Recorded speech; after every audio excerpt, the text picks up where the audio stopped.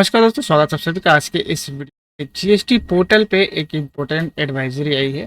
Advisory है appeal को लेकर। टैक्स पेयर का कभी कोई इन्वेस्टिगेशन वगैरह होता रहता है या फिर टैक्स पेयर का कोई इन्वेस्टिगेशन या फिर कोई वगैरह चलता रहता है। इसके बीच में क्या होता है, कभी कभी जो है टैक्स पेयर DRC03 के थ्रू पेमेंट करता है। क्योंकि आपको पता होगा कि अपील में जाने से पहले कुछ प्री पेमेंट करना पड़ता है, 10% समथिंग पेमेंट करना पड़ता है, तभी जाकर आप अपील फाइल कर सकते हैं।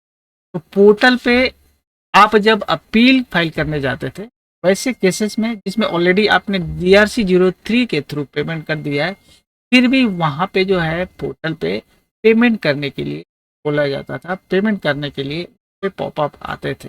इसको लेकर सोल्यूशन किया गया इस एडवाइजरी में। डिटेल में आज के इस एडवाइजरी में हम लोग जानते हैं। तो डिटेल में इस एडवाइजरी को हम लोग ब्रेक डाउन करते हैं, डिटेल जानते हैं कि क्या कुछ इस एडवाइजरी में दिया गया है अपील के अगेंस्ट में जो पेमेंट होता है उसको लेकर। यहाँ पे स्क्रीन पे जैसे आप देख पा रहे हैं, advisory on payment of pre deposit while filing of appeal before first appellate authority. आप पोर्टल पे यहाँ पे क्लिक करके इसे डिटेल देख पाएंगे। यहाँ पे आपको ट्यूटोरियल का पूरा एक लिंक दिया जाएगा, क्लिक करके आपको ये यहाँ पे खुल जाएगा। यहाँ पे पूरा डिटेल दिया हुआ है।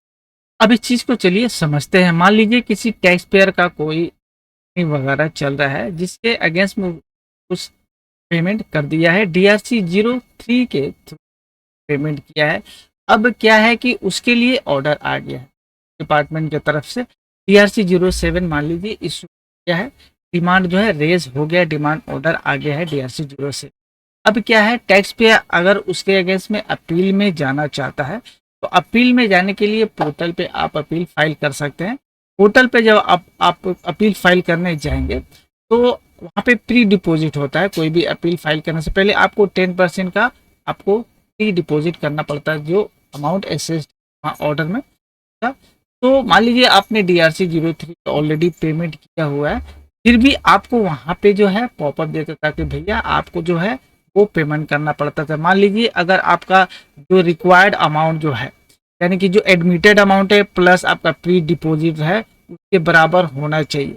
तो वहाँ पे एक आपका चेक था कि भैया इलेक्ट्रॉनिक लाइबिलिटी लेजर में जो है ये चीज़ रिफ्लेक्ट नहीं करती थी। कारण क्या था कि जो DRC03 के थ्रू पेमेंट किया जाता था वो आपका लाइबिलिटी लेजर में नहीं आता था, क्योंकि वो मान लीजिए कोई भी ऑर्डर आता है तो कोई भी ऑर्डर का एक ऑर्डर ID होता है, क्रिएट होता है पोर्टल पे, और DRC03 वाला पेमेंट जो है वो ऑर्डर ID में टैग नहीं होता है, मैप नहीं होता है।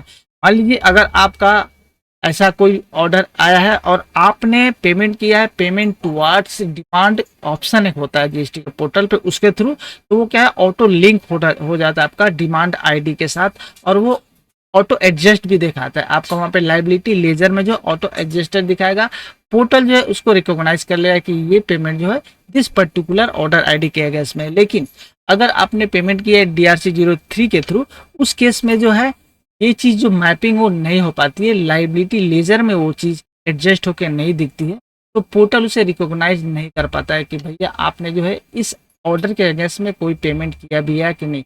यही कारण है कि जब आप फाइल करने जाते थे अपील, तो वहाँ पे आपको यहाँ पे जैसे आप देख पा रहे हैं ये पॉपअप आपको देखना होता था कि required amount has been already, अगर ऑलरेडी पेड है तो, अगर नहीं है तो आपको वहाँ पे आगे बढ़ने से पहले आपको बोलेगा भी पेमेंट करिए, ऑल्दो आपने पेमेंट कर दिया है।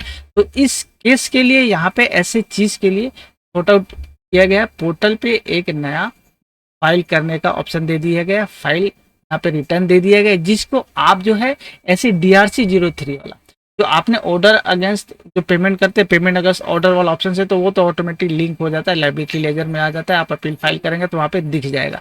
लेकिन जो DRC वाला जो मैटर है, DRC03 के थ्रू जो पेमेंट आपने किया है वो लिंकेज नहीं होता है।